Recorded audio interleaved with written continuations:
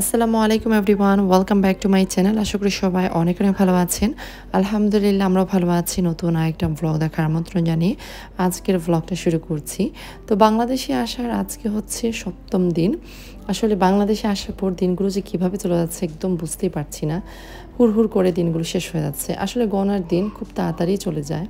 তো আলহামদুলিল্লাহ পরিবার পরিজনদেরকে নিয়ে খুব সুন্দর দিনকাল কাটছে বাংলাদেশে আমাদের। আমরা খুব এনজয় করছি। আর ওয়ারিদ আর আইয়ুব মাশাল্লাহ অনেক এনজয় করছে। এনজয়ের ক্ষেত্রে আমার মনে হয় আইয়ুবে একটু বেশি এনজয় করছে, কারণ হাঁস মুরগি গরু ছাগল নিয়ে ও সবসময় ব্যস্ত থাকে। ওদের লুক আফটার করা, ওদেরকে কুলে নেওয়া, ওদেরকে খাওয়ানো নিয়েই আমার ছেলেটার দিন যায়। যখনই পশু পাখি দেখে তখনই কুলে নিতে চায়, আদর করতে চায়। আর নিত্যদিনের রুটিন হচ্ছে যে ওদের মামার মোটর সাইকেলে একবার চক্কর দেয়া।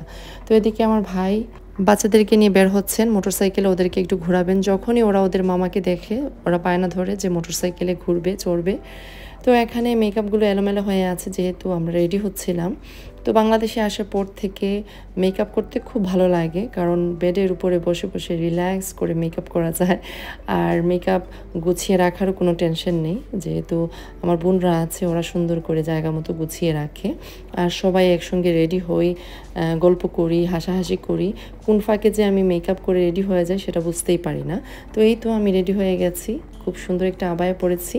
আর এই আবায়াটা যে বাংলাদেশে আসার পর কতবার পরেছি হিসাব নেই।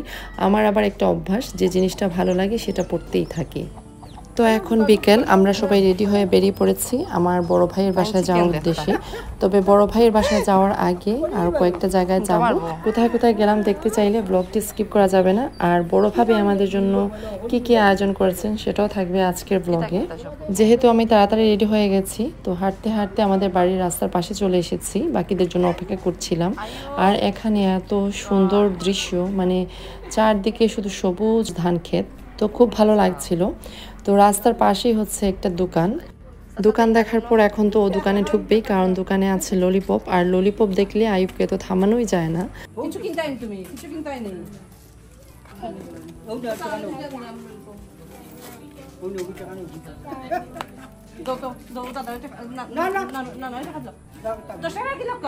দুইটা নিচে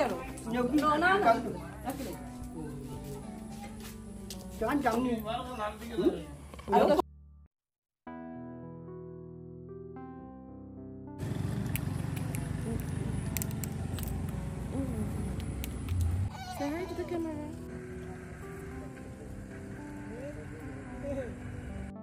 আমরা সবাই মিলে এই সবুজ ধানক্ষেতের সামনে কয়েকটা ছবি তুললাম। মাশাআল্লাহ প্রত্যেকটা ছবি অনেক সুন্দর এসেছে।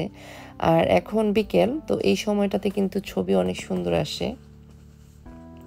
তো এখন আমাদের বাড়ির পাশে একটা বাজার আছে, সেই বাজারটা পার হয়ে যাচ্ছি। আর এটা হচ্ছে গ্রামীণ বাজার।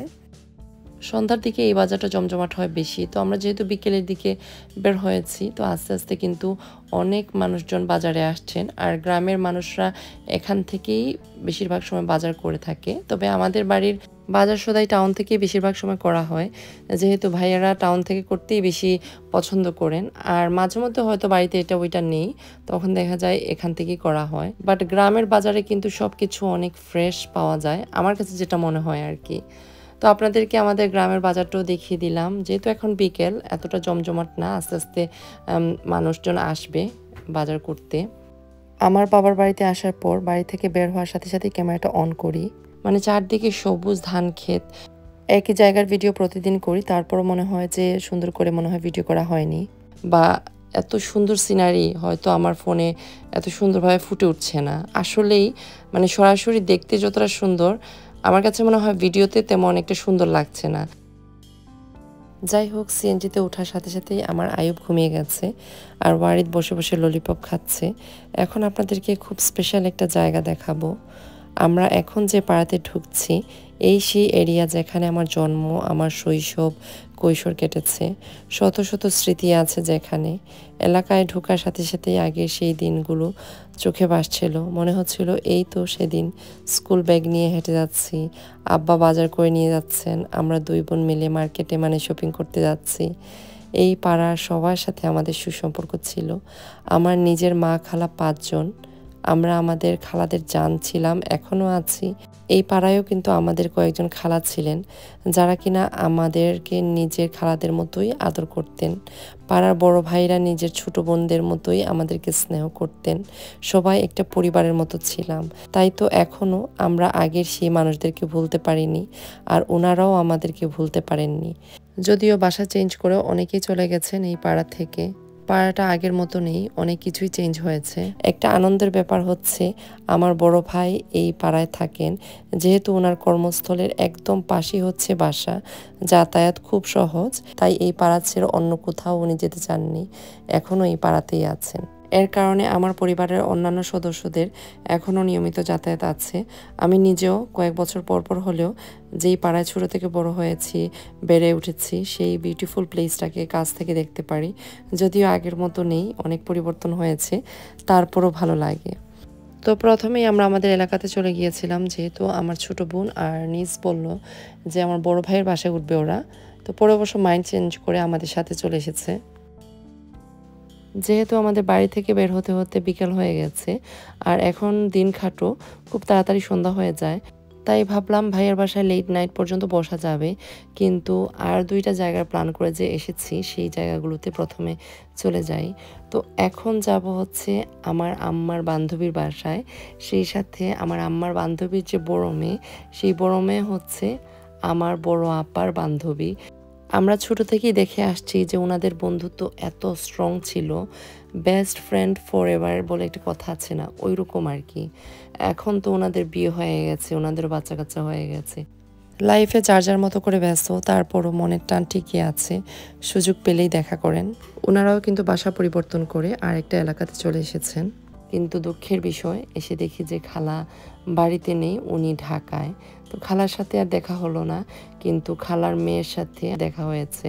সো আপার সাথে দেখা হওয়ার পরে তো খুবই ভালো লাগছিল, অনেক বছর পরে আপার সাথে দেখা হয়েছে।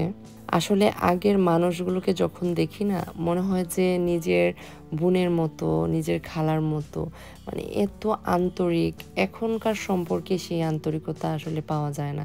বর্তমান যুগে জীবনযাপন নিয়ে সবাই এত বেশি ব্যস্ত যে আত্মীয়তার মধ্যেও কিন্তু সেই আন্তরিকতা পাওয়া যায় না আগের মতো।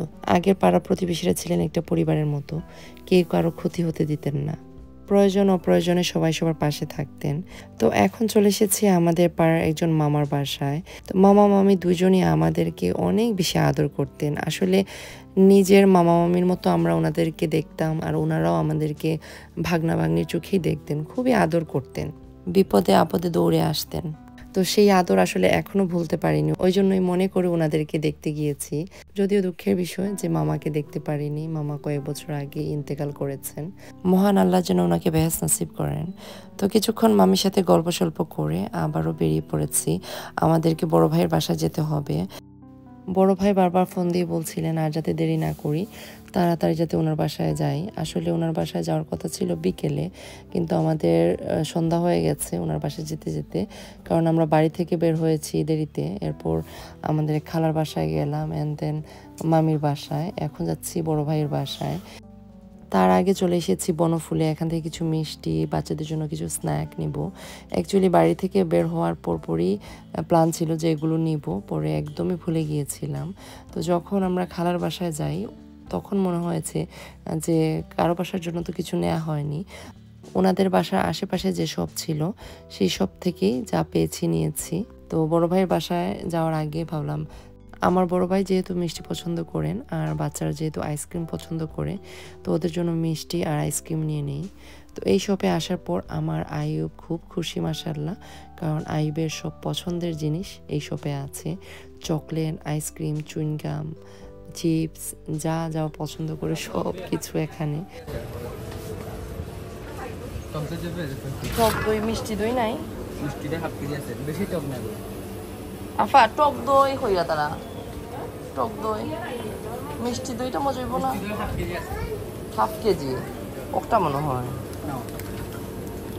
হাফ কেজি দুইটা নিতাম, কিন্তু দুইটা লইলাম তোকে, মানে টক বলতে একেবারে টক তো নাই, ওই যে বুঝছি।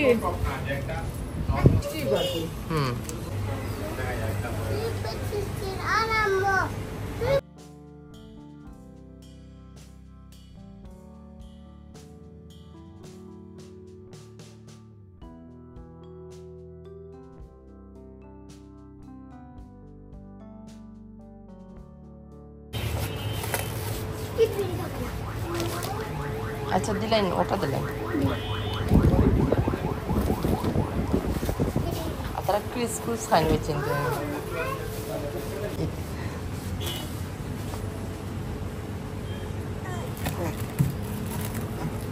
Octalo. Done. This one? No. Yeah? No. Done? Ayub, আমরা টাইম নাই, quickly.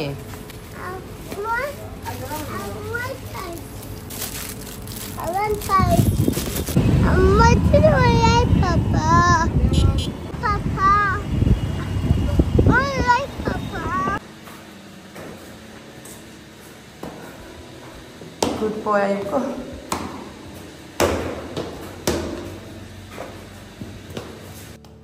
তো এখন আমার বড় ভাইয়ের বাসায় চলে এসেছি। আমার বড় ভাই থাকেন 4 তলায়। তো 4 তলা বেয়ে বেয়ে ওঠা কি যে কষ্ট, তো কোনো রকম উঠলাম আর কি। তো বড় ভাই বারবার বলছিলেন আমরা এত লেট কেন। আসলে কোথাও গেলে তো আর ভদ্রতার খাতিরে একটু হলে বসতে হয়। আমাদেরকে দেখে আমার ভাতিজা খুব খুশি মাশাআল্লাহ। তো এদিকে আমার আয়ু বোয়ারি দুজনই মিশে গেছে ওদের কাজিনদের সাথে। তো ওদের খেলাধুলা দেখে মাশাআল্লাহ খুব ভালো লাগছিল। বড় ভাইয়ের বাসায় আসার পরে এদিকেই বারবার চোখ যাচ্ছিল, যেখানে আমার আম্মা আর আব্বার একটা ছবি টাঙ্গানো। তো আমরা আসার সাথে সাথেই ভাবি অনেক ধরনের নাস্তার আইটেম দিয়ে দিয়েছেন।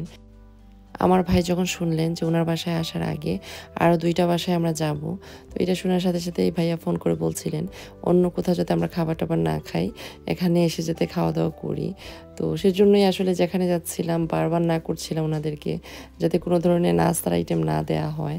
আর যেহেতু আমরা আগে থেকে ওনাদেরকে জানাইনি যে আজকে ওনাদের এখানে যাব, তাই চাচ্ছিলাম না কাউকে কষ্ট দিতে। আমাদের ইচ্ছা ছিল যে ওনাদেরকে দেখে চলে আসব। তো কারো বাসায় গেলে তো আর এভাবে উঠে আসা যায় না, একটু খাবার টাবার না খাইয়ে দিলেও দেখা যায় ওনারাও রাগ করেন।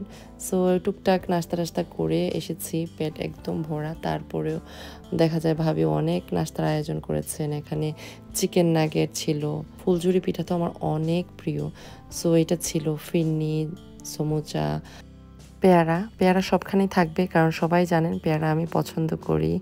আপেল, চা, বিস্কিট এগুলো তো ছিলই। সো নাস্তা টাস্তা খাওয়ার পরে এদিকে ভাবি আবারও রাতের ডিনারের আয়োজন করেছেন।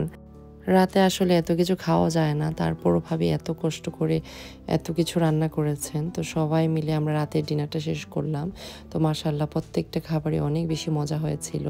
আর আমি যখনই যেখানে যাই সবাইকে বলি একদম কম আইটেম রান্না করার জন্য। আমি মানুষটা যেমন সাদামাটা, আমার খাবারের তালিকাও কিন্তু সাদামাটা। ভাত ভর্তা হলে আর কিচ্ছুই লাগে না, টেবিল ভর্তি খাবারের কোনো প্রয়োজনই নেই। টেবিলে যদি একটা তরকারি আমার খেতে ভালো লাগে বা মজা লাগে, এই তরকারি দিয়ে আমি পেট ভরে খেয়ে উঠে যেতে পারবো। মাংস, পোলাও, রোস্ট এগুলোর একদমই প্রয়োজন নাই। তো যাই হোক, ভাবিকে অসংখ্য ধন্যবাদ যে এত মজার মজার আইটেম ভাবি রান্না করেছেন। পেট ভরা থাকা সত্ত্বেও মাশাআল্লাহ সবগুলো খাবারই কিন্তু আমি ট্রাই করেছি।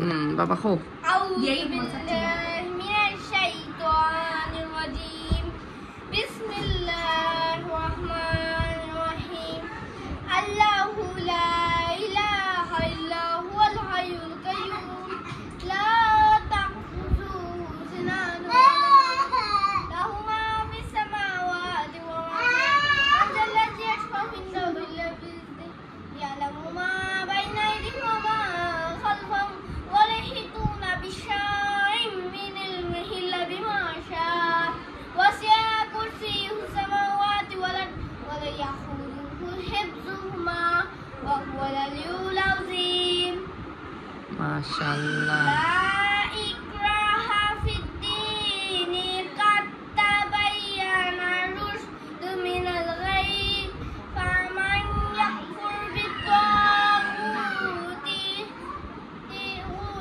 ويؤمن بالله فقد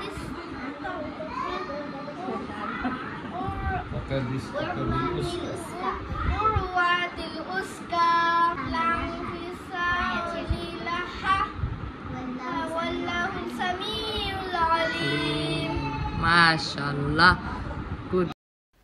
মাশাআল্লাহ, একটু আগে আমার ভাতিজা খুব সুন্দর করে আয়াতুল কুরসি পাঠ করলো। তো এখন ওরা 2 ভাই বোন মিলে আমাকে ওদের ড্রয়িং, কালারিং এগুলো দেখাচ্ছিল। ওরা খুব এক্সাইটেড ছিল আমি যাওয়াতে, আমাকে কি দেখাবে, কি করবে। তো মাশাআল্লাহ বাচ্চাদের খুশি দেখে আসলে অনেক বেশি ভালো লাগছিল। খাওয়া দাওয়া শেষে গল্প-সল্প করার পর এখন আমরা আমাদের বাড়ির উদ্দেশ্যে রওনা দিব। তো আইয়ুব আর ওয়ারিদ মোটরসাইকেল পেলে তো আর কিছু লাগে না। তো আমার সেজ ভাই চলে এসেছেন। তো এদিকে উনি ওয়ারিদ আর আইয়ুবকে নিয়ে মোটরসাইকেলে যাচ্ছিলেন। ওরা মোটরসাইকেল আর মামাকে পেয়ে আমাকে ভুলেই গেছে। আজকের ব্লগের একদম শেষ প্রান্তে চলে এসেছি। সবাই অনেক ভালো থাকবেন। আল্লাহ হাফেজ। আসসালামু আলাইকুম।